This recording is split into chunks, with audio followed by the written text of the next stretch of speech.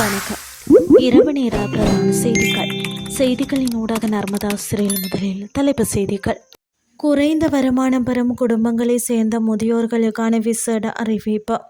ஈஸ்டில் உளவுத்துறையை உலுக்கும் ஈரானின் தொடர் சைபர் தாக்குதல்கள்.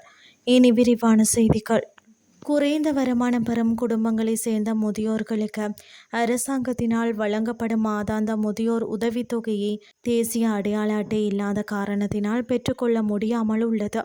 இந்த நிலையில் குறித்த சிரேஷ்ட பிரஜைகளுக்கான விசேட அடையாள அட்டை வழங்கும் திட்டம் ஒன்றை அரசாங்கம் ஆரம்பித்துள்ளதாக தெரிவிக்கப்படுகிறது. இந்த திட்டமானது கிராமிய வளர்ச்சி, சமூக பாதுகாப்பு மற்றும் சமூக வலுவூட்டல் அமைச்சின் கீழ் உள்ள தேசிய முதியோர் செயலகம், ஆட்களை பதிவு செய்யும் திணைக்களம் மற்றும் பதிவாளர் நாயகம் திணைக்களம் ஆகியவற்றுடன் இணைந்து முன்னெடுக்கப்படுகின்றது.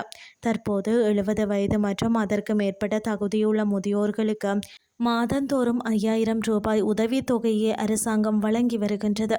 இந்த திட்டத்தின் கீழ் சுமார் 10 லட்சம் பயனாளிகள் இணைக்கப்பட்டுள்ள நிலையில் தகுதியுள்ளவர்களில் சுமார் 76,716 பேர் தேசிய அடையாள அட்டை இல்லாத காரணத்தினால் இந்த உதவித்தொகையை பெற முடியாதிருப்பதாக தெரிவிக்கப்பட்டுள்ளது. இந்த பிரச்சினைக்கு தீர்வாகவே இந்த விசேட திட்டம் அறிமுகப்படுத்தப்பட்டுள்ளதுடன் இது தொடர்பில் தேசிய முதியோர் செயலகம் அறிவுறுத்தல்களை விடுத்துள்ளது. தேசிய அடையாள அட்டை இல்லாததால் உதவித்தொகை பெற முடியாத முதியவர்கள் உடனடியாக தமது கிராம உத்தியோகத்தர், சமூக வலுவூட்டல் உத்தியோகத்தர் அல்லது முதியோர் உரிமைகள் அபிவிருத்தி உத்தியோகத்தரை தொடர்பு கொள்ள வேண்டும். தகுதியுள்ள பயனாளிகளை கண்டறிந்து அவர்களை விரைவில் இந்த உதவித்தொகை திட்டத்தின் கீழ் கொண்டு வருவதற்காக மாவட்ட மற்றும் பிரதேச ஒருங்கிணைப்பு குழுக்கள், சமூக சக்தி அமைப்புகள் மற்றும் சமூக அபிவிருத்தி குழுக்களின் ஊடாக தரவுகள் சேகரிக்கப்பட்டு வருகின்றன. உதவித்தொகை பெறுவதில் நிலவும் எவ்வாறான தடைகளை நீக்கி தகுதியுள்ள அனைத்து முதியவர்களுக்கும் சமூக பாதுகாப்பு கிடைப்பதை உறுதி செய்வதே இந்த திட்டத்தின் பிரதான நோக்கமாகும் என அதிகாரிகள் தெரிவித்துள்ளனர். தற்போதைய அரசு இந்த உதவித்தொகையை 3000 ரூபாயில் இருந்து 5000 ரூபாயாக உயர்த்தியுள்ளது. பயனாளிகளின் எண்ணிக்கையை 1 மில்லியனாக விரிவுபடுத்தவும் முடிவு செய்யப்பட்டது. தற்போது அஸ்வசம திட்டத்தின் வங்கிக் கணக்குகள் மூலம் 6,98,790 மூத்த குடிமக்களுக்கு இந்த உதவித்தொகை விநியோகிக்கப்பட்டு வருவதுடன் மேலும் 2,32,496 பயனாளிகள் தபால் நிலையங்கள் மூலம் இந்த தொகையை பெறுகின்றமை குறிப்பிடத்தக்கது. இனி வெளிநாட்டு செய்திகள்.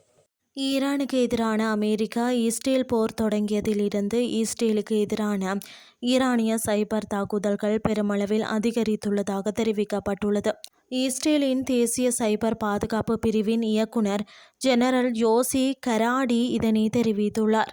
ஊடகம் ஒன்றிற்கு வழங்கிய நேர்காணல் ஒன்றில் அவர் இதனை தெரிவித்துள்ளதாக சர்வதேச ஊடகங்கள் செய்தி வெளியிட்டுள்ளன. இது தொடர்பில் மேலும் தெரிவித்த அவர், இஸ்ரேலுக்கு எதிரான பகைமை மிக்க இணையவழி சம்பவங்களின் எண்ணிக்கை கடந்த 2025 ஜூன் மாதத்தில் சுமார் 1600ஆக இருந்த நிலையில் 2026 ஜூன் மாதத்தில் அது தோராயமாக 4800ஆக உயர்ந்துள்ளது.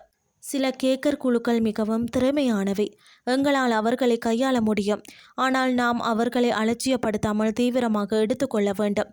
வழக்கமான போர்க்களத்தை போலில்லாமல் சைபர் தளத்தில் எந்தவொரு போர் நிறுத்தமும் கிடையாது.